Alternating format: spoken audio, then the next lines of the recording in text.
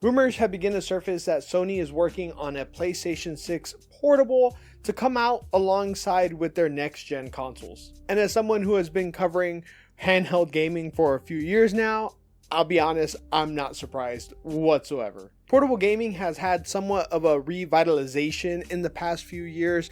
Ever since the Switch has come out, more and more companies have been jumping back into the portable gaming space. Valve dropped the Steam Deck, we got the ROG Ally, and even PlayStation has already dipped their toes in when they dropped the PlayStation Portal. And all of these consoles have been pretty successful since they've launched.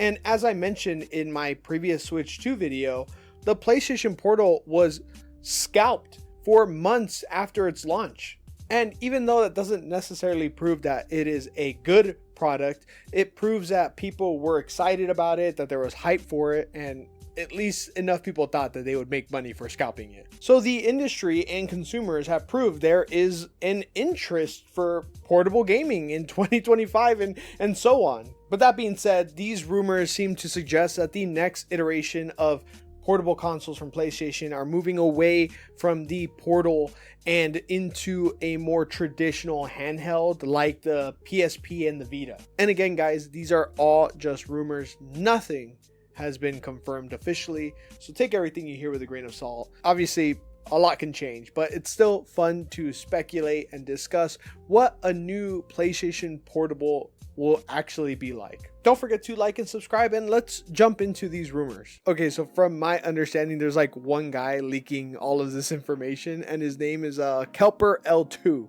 And he's stating that the PlayStation 6 will not be as strong as the PlayStation 5, which I think is okay.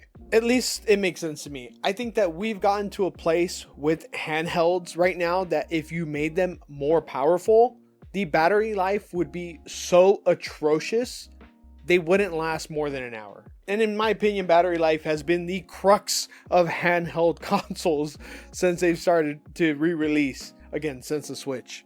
I think it's like the number one issue that's holding handheld consoles back right now. With GPUs and CPUs and pretty much every other internal getting stronger, the battery life of all these systems has just always been trash, and it's just not developing in the same speed as all the other materials. And the perfect example is the Switch 2, which if we take a moment to look at the specs real quick, they're very promising. It's a very powerful console. The CPU and GPU is custom made by Nvidia, which we already knew. It's the same thing as the Switch 1, but we know now that it can output 4K resolution at 60 FPS while docked and 1080p on handheld. And the system even supports 120 FPS depending on which game and which resolution that you choose. These numbers look really good, and I think that some of the Switch 2 games are genuinely going to look beautiful. But here's the problem. If we scroll down to the Nintendo website, we go to battery life, and it shows that we will get approximately 2 to 6 hours of battery life. And Nintendo adds that these are rough estimates. The battery will depend on the games that you play. Do you know what that tells me as someone who plays their Steam Deck all the time? It basically says that unless you are playing at the lowest settings, at the lowest brightness, you are getting nowhere near the 6 hour mark. Trust me, because the Steam Deck advertised 2 to 8 hours, and I promise you, my Steam Deck has never lasted 8 hours. I would go as far as to say, unless you are playing an indie game like Binding of Isaac or Silksong or Hades, you're not getting anywhere near that 6 hour mark. So don't hold your breath. If you're going to play like a first party game like Mario Kart or Zelda, you'll be lucky if you hit the 3 hour mark with the Switch 2. So with this new PlayStation Portable not being as strong as the PS5, again, I'm not surprised.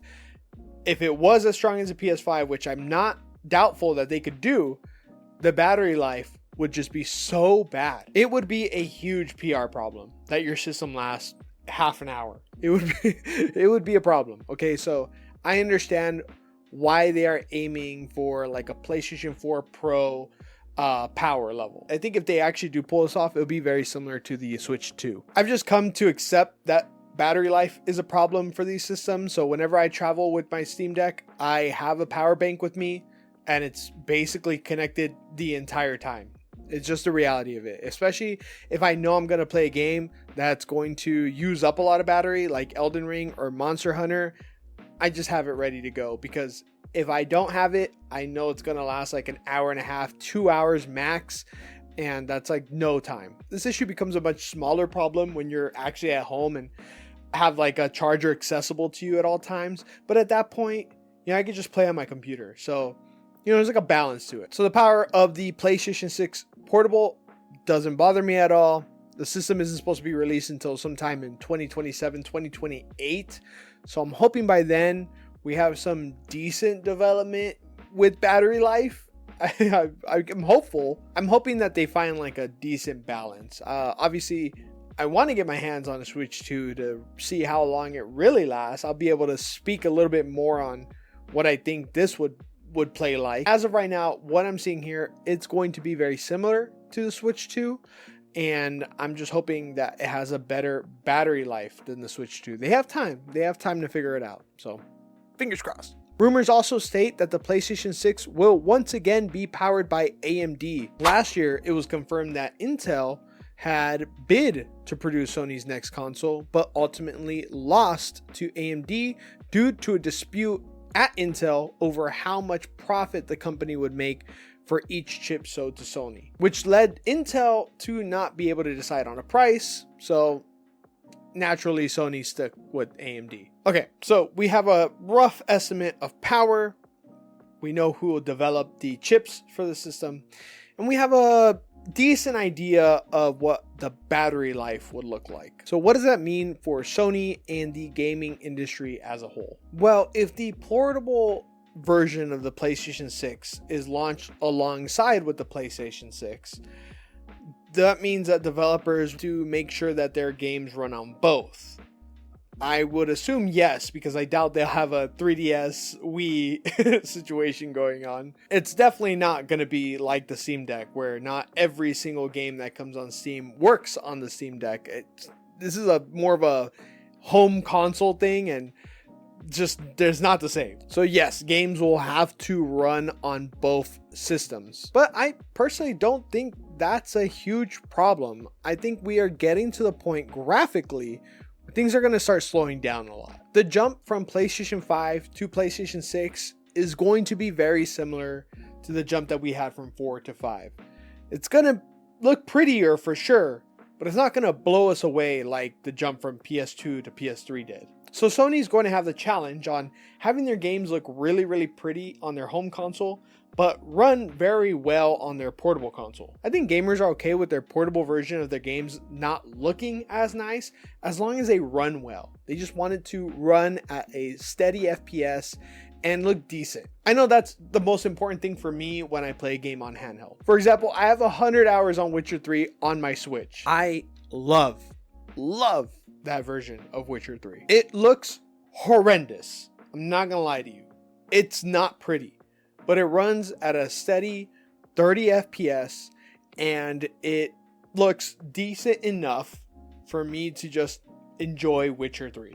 And honestly, when the Switch was announced, I never thought we would get a game as large as Witcher 3 with all its DLC ever get near the Switch. So when it finally came out, I honestly got it out of curiosity and I was pleasantly surprised. It never had any like major frame drops or any big issues with it. It just didn't look good, but I was able to like look past that to enjoy the fact that I got to play Witcher 3 on the go. It was a wonderful port, and I can guarantee you that games on this next gen Sony handheld will look better than Witcher 3 on the Switch. And speaking of CD Projekt Red games, if you want a good idea of what this Sony handheld would look like compared to its console counterpart, look no further than Cyberpunk on the Switch 2. Right now, we only have the initial trailer, which kind of sucks, but we don't really know what it looks like until we get it in person, you know? But once we finally have our hands on this thing, we will be able to compare what it looks like to PC and on PS5,